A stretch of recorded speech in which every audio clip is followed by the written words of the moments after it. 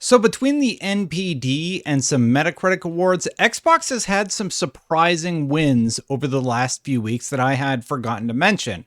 Having some time to actually sit down, look them over, I was surprised about some analytics that I saw, stuff I didn't even think would happen. So let's go over what I discovered right now.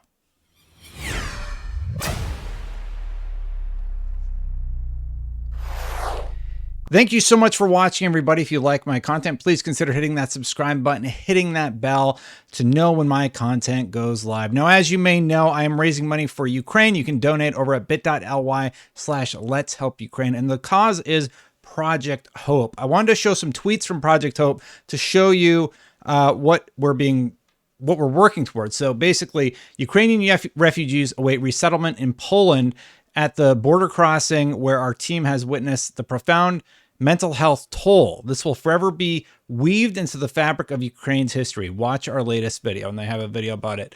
But you can see people are they're fleeing. They're in Poland right now, and they need help. And I believe these are donations from Project Hope.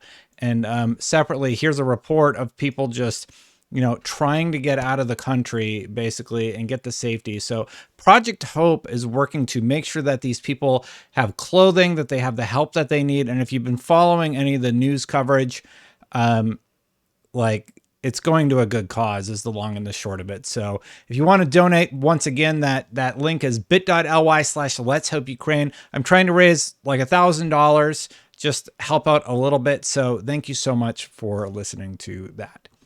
Now, let's dive into the actual news. Thank you so much for watching. So first up, the Xbox Series X outsold the PlayStation 5 again. Now, we've talked about this a few times and how with the supply chain issues, these are going to constantly be in flux. And if you have been following what's been going on in Ukraine, you should know that basically half the resources that are used in the manufacturing of the semiconductors is done right now. The plants that manufacture that, they've obviously fled Ukraine. The Russian plants, they're basically not going to be able to be utilized for the minerals. And it was a symbiotic relationship between the two. So that's basically done. So consoles are going to be even harder to get in the coming months. So just a side note, if you're able to get one, pick up a console right now, because this war isn't going to do any favors for people looking to do some gaming and have a little bit of escapism in their life, right? So the Xbox managed to outsell the PlayStation 5 again. And basically, Matt Piscatella said the following: Switch was the best-selling hardware platform of February 2022 in both units and dollars. Xbox Series ranked second across both measures, and obviously that puts the PlayStation in the third spot. So yeah, hardware ranking Switch, no surprise, back on top. Xbox Series and PlayStation 5. I am a little bit surprised to see that the Switch is able to hold that top spot. We have seen PlayStation actually take the top spot. Xbox has not been there yet, but Xbox is back in second place. So we're going to continue to see this for months to come, but I don't know. I was sort of surprised to see that happen. I guess PlayStations are going to become even more scarce. Even PlayStation themselves has reduced their forecast. Now, another game that everybody's talking about right now is Elden Ring. And Elden Ring is basically burning up the sales charts. Let's see if I got the right quote here. After 1 month in market, Elden Ring ranked as the 5th best selling game of the 12-month period ending February 22nd.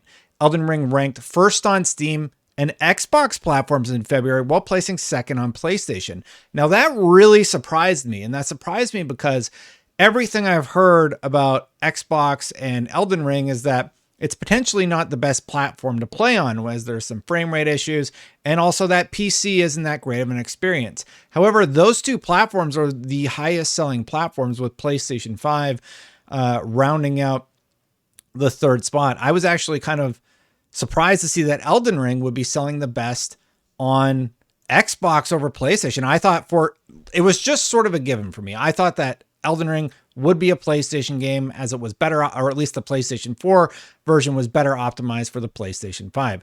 Turns out that is not the case. What else did Matt Piscatella say? He said Elden Ring debuted as Both the best-selling game of February 2022 as well as 2022 year-to-date launch month sales of Elden Ring were the second highest for any track title released in the past 12 months, trailing only Call of Duty Vanguard, released in November of 2021. So like I said, Elden Ring, everybody's talking about it.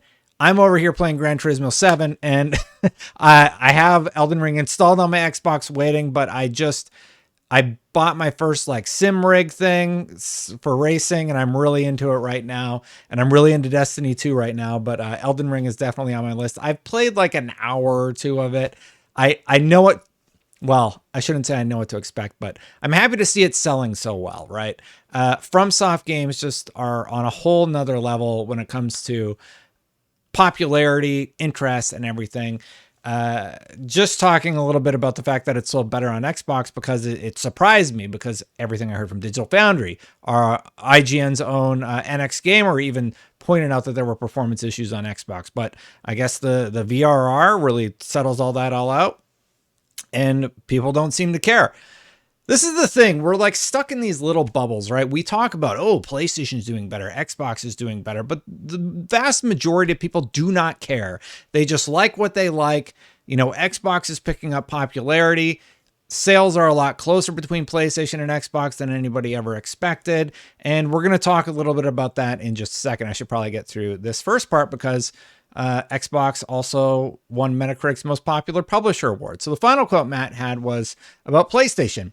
Horizon 2 Forbidden West, I don't know why I did it that way, was the second best-selling game of February 2022, while also ranking first on PlayStation platforms. Dollar sales of the PlayStation 5 version of Horizon 2 Forbidden West set a new launch month record for the PlayStation 5 platform. So the launch month of that game set a new record for PlayStation 5.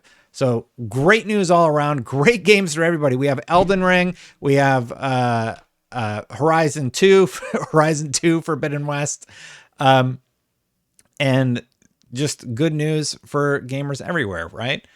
Good stuff. Separately, I wanted to revisit the story I talked about a few days ago about how Metacritic had their 12th annual game publisher rankings. And if I bring up that asset really quick, you can see that Sony was in number 2. They were ranked number 4 last year, but they are way, way up there. Sony makes some fantastic games. And let's read what Metacritic wrote about it. They had average Metascore of 2021 releases 81.3, 11 scored products, 10 distinct titles, 91% good, 0% bad. Great games, none of them. So not content to let rival Microsoft snap up all the competition, Sony also made a splashy acquisition of its own by offering $3.6 billion for Destiny and Halo creator Bungie. Though that deal has yet to close, when it does, it should put Sony in the position of publishing games for consoles other than the PlayStation, something it did not do in 2021. There was an Xbox version of Sony's MLB The Show for the first time, but it was published by a third party. But what Sony did publish in 2021 for the PlayStation as well as PC was, with one exception, pretty terrific, led by the latest Ratchet & Clank title and the PlayStation 5 version of Ghost of Tsushima and Death Stranding.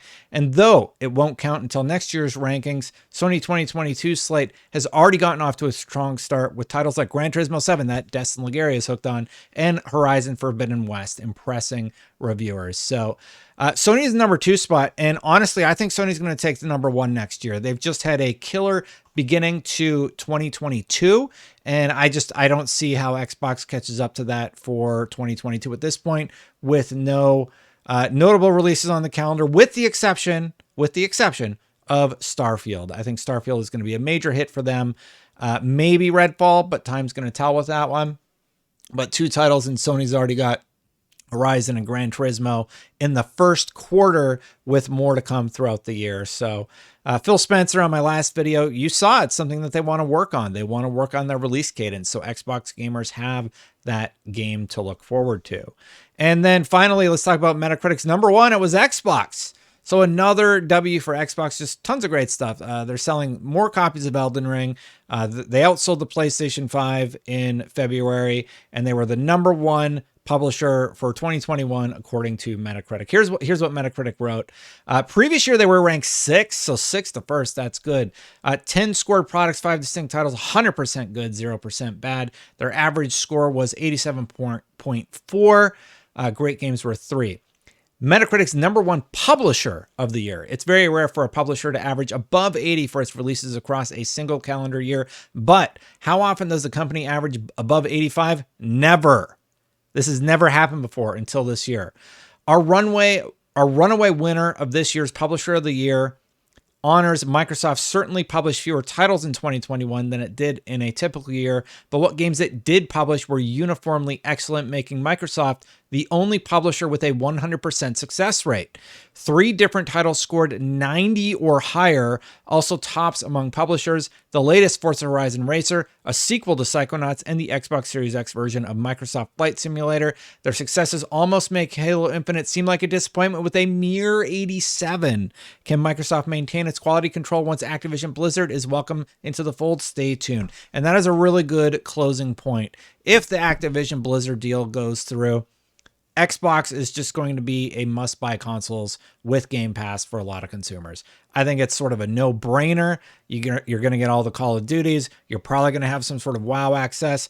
It is just going to be gargantuan. But that's not going to happen until 2023. And 2022, I do think Sony will be getting these similar awards next year, only because Xbox just doesn't have the lineup that we know of yet this year. We'll see what happens in 2023. I really thought 2022 would be an amazing year for all platforms, but with everything just suddenly getting pushed, a lot of things not getting dates for Xbox, I think Sony's kind of got it in the bag because they are hitting their dates. They still have God of War and, several other titles coming down the line. But anyway, Xbox got a lot of great third-party stuff. They have games coming, sort of. They have Tunic, they have Shredders, they have an October slate, they have Redfall, Scorn in October, and then Starfield 2. And I'm probably forgetting something, so let me know what I'm forgetting in the comments below. Anyway, thank you so much for watching. If you like my videos, please consider hitting that subscribe button, hitting that bell. I do really, truly appreciate you doing that. We talked about it at the top of the show, but if you want to donate, you can do so at bit.ly/letshelpukraine, trying to help Ukrainians find a new home, basically, right? And of course, thank you so much to the members that support this channel. I greatly appreciate you very, very much. If you want to become a member, you can click that join button right down there at the bottom of the video player. I'm going to get out of here. I got cookies that are about to finish, so I'll catch you for the next one. Bye for now, everybody.